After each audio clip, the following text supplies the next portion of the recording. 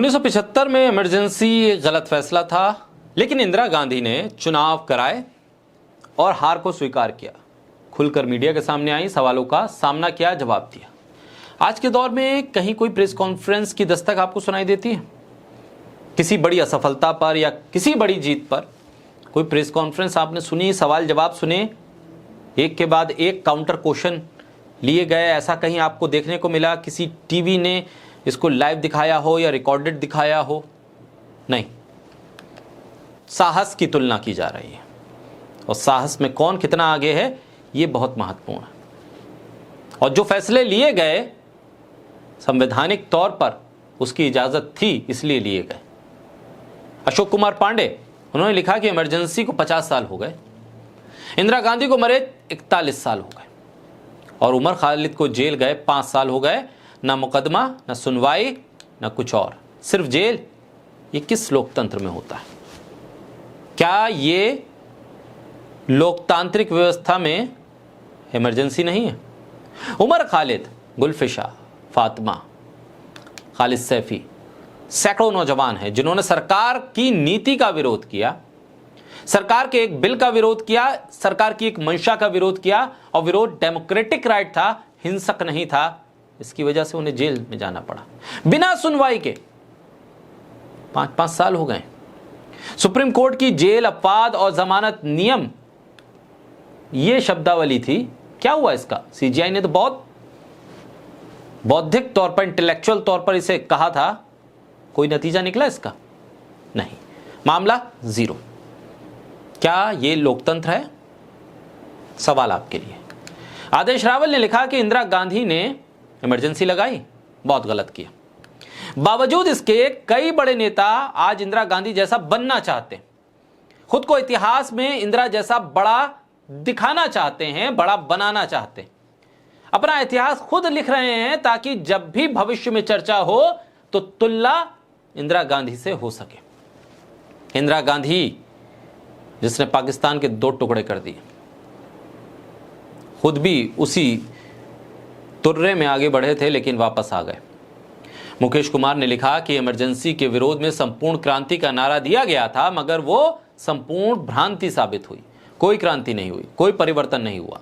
चुनाव जीतते ही क्रांतिकारी सत्ता की बंदरबाट में जुट गए और खुद बंटते चले गए। उनकी सरकार 2.5 साल भी नहीं टिक पाई। दोहरी सदस्यता का मुद्दा उठा, जनता पार्टी में शामिल हुए, जनसंघियों ने आरएसएस से संबंध तोड़ने से इनकार कर दिया। इसी संपूर्ण क्रांति के कंधे पर चढ़कर सांप्रदायिक ताकतों ने पहली बार केंद्रीय सत्ता का स्वाद चखा। उन्होंने हर जगह अपने आदमी फिट करना शुरू कर दिए। मीडिया में संघियों की जमकर भर्ती हुई, जिसने फलते फूलते आज का गोदी मीडिया बन गया। राष्ट्रीय राजनीति में सांप्रदायिक शक्तियों को पहली बार वैधता मिली। उसी का नतीजा है कि आज देश में एक ऐसी सरकार है जो खुलकर सांप्रदायिक खेल खेल रही है। इमरजेंसी बुरी थी, मगर उसके विरोधियों ने बदले में जो देश दिया वो क्या कम बुरा है? इस पूरे मुद्दे पर प्रशांत टंडन ने भी लिखा कि इमरजेंसी के 50 साल पर सिक्के के 2 पहलू और दोनों पर बात होनी चाहिए। पहली, पुलिस की यात्राएं हुई, पत्रकारों, छात्रों, विपक्षी नेताओं, एक्टिविस्टों को फर्जी मुकदमों में फंसाकर जेलों में डाला गया, प्रेस की आजादी पर अंकुश लगा। ये सब मोदी के शासन में भी हो रहा है। बड़े पैमाने पर जबरन नसबंदी भी की गई, डेमोक्रेसी सस्पेंड हुई, खुलेआम भी हुई थी और छुपकर भी। दूसरा पहलू, इमरजेंसी की आड़ में राष्ट्रीय संपत्तियां और उद्योगपतियों को नहीं बेची गई, मुनाफाखोरी बंद हुई, निजीकरण नहीं हुआ, महंगाई पर रोक लगी थी। इमरजेंसी का फायदा किसी उद्योगपति मित्र को नहीं मिला।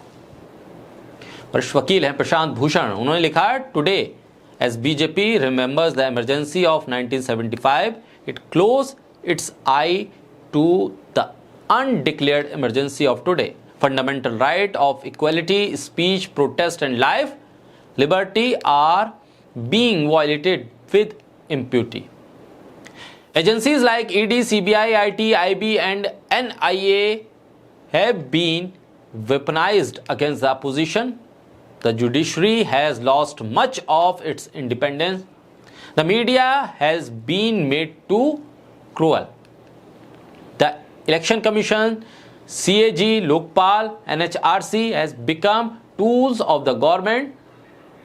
The autonomy of universities has also been destroyed. The emergency of 1975, latest 19th month, the current emergency has gone on for a decade.